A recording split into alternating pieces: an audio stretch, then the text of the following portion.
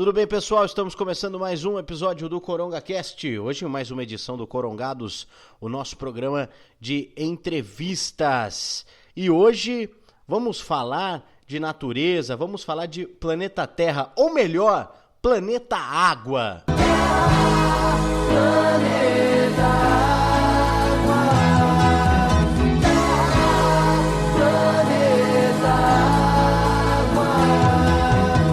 Leonardo Palhano. Em clima de procurando Nemo, né? Mas na verdade procurando uma esperança, né? Nesse mundo, do jeito que está sendo levado pelas políticas que estão ignorando completamente o caos que está por vir, né? Que são as crises ambientais.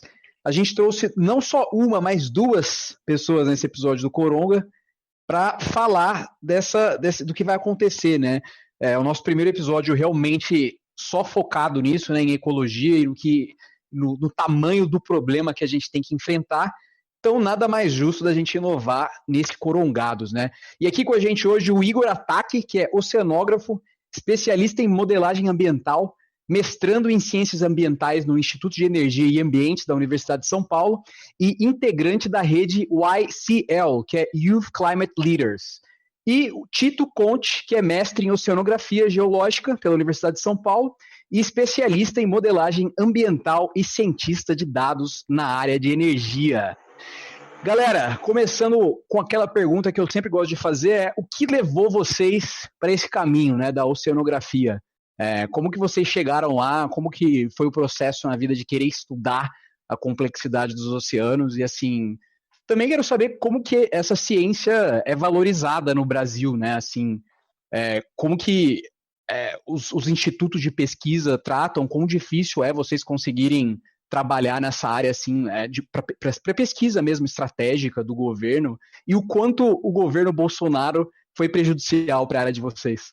Bom, Léo, respondendo às suas perguntas, acho que a primeira grande questão, por que oceanografia, né? Eu estava fazendo técnico em química no colegial, e aí eu fui estudar química ambiental com o professor mais escroto do curso.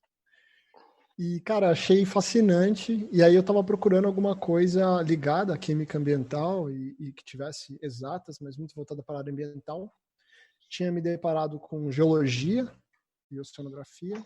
Mas aí a hora que eu vi que a oceanografia tinha ciências humanas, ecologias, parte biológica, de outras formas também, química, física, eu falei, cara, essa loucura aí que eu vou me meter. Tem muito cálculo e vamos aí, né? E foi por isso, acho, que eu comecei a estudar oceanografia, né? Acho que eu vou deixar para o Igor contar. Boa, esse foi o Tito, né? Só para os nossos ouvintes se situarem com as vozes, esse quem falou primeiro foi o Tito e agora é o Igor quem se apresenta. Bom, gente, primeiramente, boa noite, boa tarde, bom dia a todos. Eu acho que a minha trajetória é muito similar à do Tito. Quando eu estava no colegial, eu fazia técnico em mecânica, porque eu sempre tive muita afinidade com exatas, e eu achava, acho que como boa parte dos jovens, que engenharia seria meu caminho natural quando eu estava fazendo o curso, né? Foi aí que eu me deparei com a realidade que não era isso que eu queria. E desde criança eu sempre tive muita paixão assim, pela natureza, por descoberta, por tentar entender como as coisas funcionam. Convivi há muito tempo no mato, sujei muito meu pé, brinquei na terra.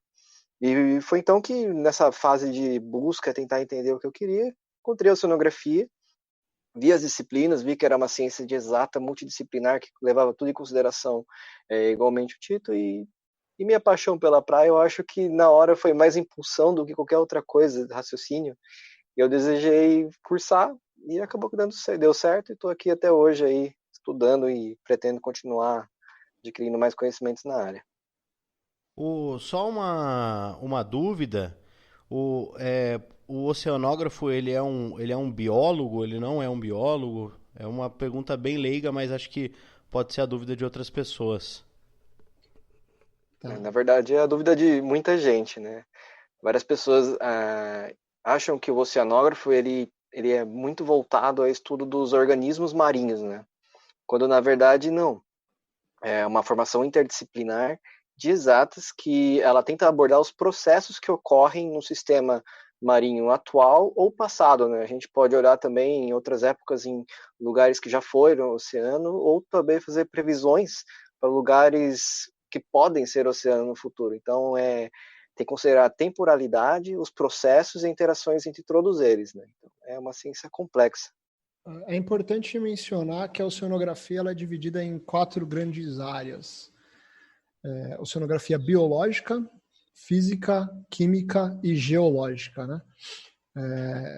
E nessas divisões, todas as abordagens elas sempre tendem a uma questão mais numérica. Então, mesmo quando a gente vai falar da parte de biologia, a gente acaba caindo em fazer análise muito mais para ecologia e sistêmica, ou dos processos, como o Igor mencionou, do que propriamente da biologia. E o que a gente quer dizer com processos, né? Então, a gente está preocupado, por exemplo, em estudar qual que é a interação das correntes com o transporte de carbono, com o quanto os bichinhos vão se alimentar desse carbono, eventualmente esse carbono entrar num fluxo dos oceanos que transfere carbono para o fundo do mar, vai para a superfície, entra, por exemplo, na parte que eu me especializei no meu mestrado, que é a parte de praias, né? Eu fiz mestrado em praias e no mestrado em praias eu estava estudando, por exemplo, qual a interação das ondas com a areia e como isso muda a geomorfologia da linha de costa. Então, sempre buscando essa questão de como esses processos físicos, químicos, geológicos e biológicos se interagem. E aí, já aproveitando, respondendo a pergunta do Léo, né, sobre a parte da dificuldade de estudar os oceanos, né, no mundo inteiro é uma dificuldade, tá? Isso não é uma particularidade do Brasil, não. Geralmente a gente fala que trabalhamos uma ciência de estatística de poucos dados, né, porque o oceano é enorme. Fazer medidas nos oceanos é muito mais difícil do que medir na Lua, e esse não é um trocadilho de brincadeira, é uma coisa bem séria mesmo, porque você tem questões de pressão, corrosão, você precisa criar equipamentos com diversas complexidades, que, acredite ou não, é mais fácil mandar um negócio para fora da atmosfera do que manter ele embaixo d'água. Nós, de fato, conhecemos mais a superfície da Lua e de alguns outros planetas do que dos oceanos, né? Mais pessoas foram para a Lua do que para a Fossa das Marianas. Isso é uma coisa bem curiosa, né? Lembrando que as Fossas das Marianas é o ponto mais profundo dos oceanos. E tem muito pouco que a gente sabe, né? Conhecemos bem o que a gente chama de plataforma, que é a parte mais próxima da costa, até 200 metros de profundidade, mas a média dos oceanos em profundidade passa dos 2.000 metros, né? Tem umas discussões de censo, mas a gente pode dizer que passa dos 2.000 metros. Então a gente está falando de um mar muito profundo, totalmente desconhecido, muito deserto, porque o oceano aberto, acredite ou não, ele é deserto, a parte abundante de vida é próxima da costa. E em função dessas dificuldades todas, né, de você medir, porque você tem que pegar um barco, você vomita no barco, passa mal pra caramba, é um mal dos oceanógrafos de marear, né, como a gente fala. Tem o lance que você tem que jogar o equipamento, buscar ele, muitas vezes o equipamento não volta, ele é perdido. Tem a parte que, se você vai medir biologia, você às vezes vai animais, né, você vai pôr traçadores nele, você perde esses traçadores. Então, tem uma série de dificuldades que a gente tem. Medir a parte química, é muito difícil fazer essa medida na água, porque as concentrações são muito baixas. Então, tem uma série de desafios para se estudar.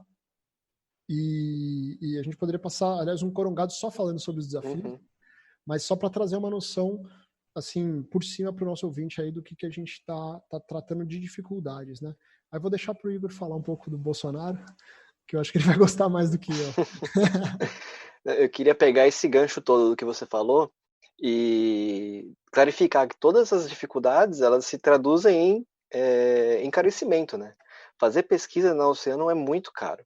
Um dia de barco em mar aberto pode custar facilmente mais de $20 mil, né? Então, você imagina, para fazer uma coleta pontual em tal lugar, você vai gastar toda uma quantia dessa, né? E como você justifica, como você escreve um projeto de pesquisa para fazer tudo isso? Então, essa dificuldade que países ricos têm em fazer coletas é uma coisa que fica exacerbada aqui no Brasil, né? Onde a gente ainda tem muita limitação no orçamento para fazer pesquisa dessa magnitude. E pensando num país como o Brasil, que tem uma costa tão extensa, tão variável, a gente tem regiões do do nosso país que são altamente dominadas por ondas, outras que são dominadas por maré. Para citar alguns exemplos, a gente pode falar, por exemplo, o Maranhão, tem uma amplitude de maré gigantesca lá, um período de seca completamente diferente do período de cheia ali na região. Então, toda a comunidade já está ajustada a viver nesse tipo de realidade que a forçante oceanográfica imbui ali, né? Então, a gente tem um país de dimensões quase continentais, né, falando assim, com diferenças tanto no fomento, quanto o recurso vai para a região norte, para sudeste, tem claramente diferença. E tem que ver o trade-off, né, o quanto você vai investir na pesquisa e o quanto aquilo vai lhe retornar, porque geralmente tem esse pensamento, né, tipo, vou investir na pesquisa nesta região porque lá na frente vai ter o retorno em valor monetário para mim. É por isso que aqui no sudeste do Brasil a gente tem muita, quer dizer, não é muita, mas é mais informação do que outras regiões, porque a gente tem o pré-sal, tem todo um valor que o petróleo traz agregado a isso, né? Então é uma coisa muito complexa de pensar no fomento, nas dificuldades, em como trabalhar com isso. Isso traz realidade tanto nas publicações, né, quanto no desenvolvimento científico do país e da ciência como um todo, né? E acho que aproveitando esse gancho também que o Igor mencionou, a gente tem essa questão, para além disso tudo que nós falamos, de você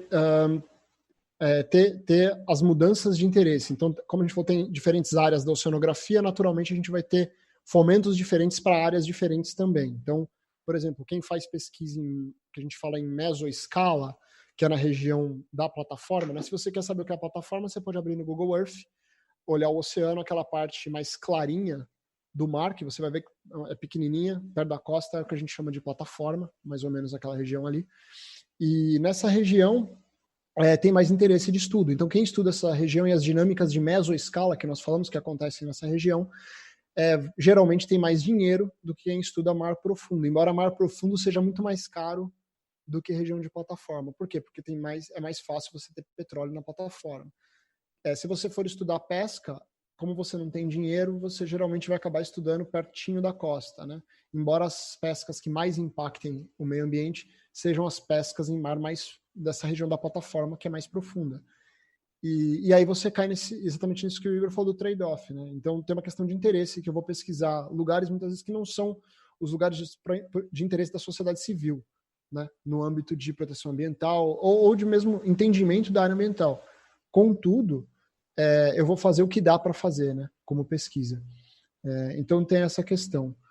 Bom, falando um pouquinho do governo Bolsonaro, né, a gente tem essa retaliação do governo, eu acho, né, a gente pode chamar dessa forma, durante o processo de pesquisa aí nas universidades todas, e nesse processo a pesquisa em oceanografia ela já vem sofrendo uma degradação financeira de muito tempo, não é de agora. A gente não vai falar que é só culpa desse governo, né?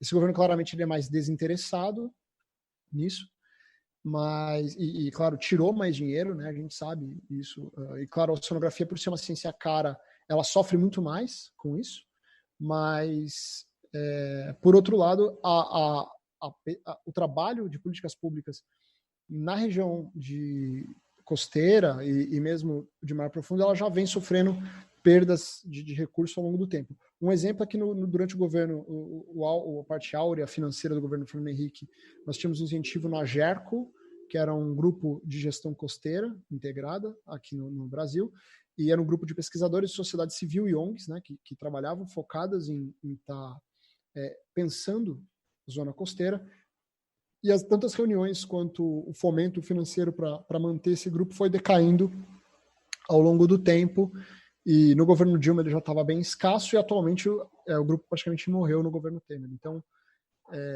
esse é um exemplo, né? Nós temos um professor que fazia parte disso, e a gente tem essa percepção, assim, falando de Brasil, né? Triângulo das Bermudas, verdade ou mito?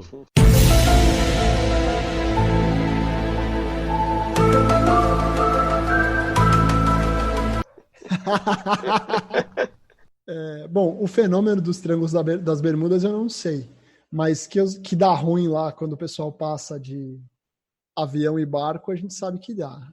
Tem uma questão magnética lá, eu nunca estudei muito bem, para ser muito honesto, mas eu sei que dá. Eu não sei se o Igor sabe mais sobre isso.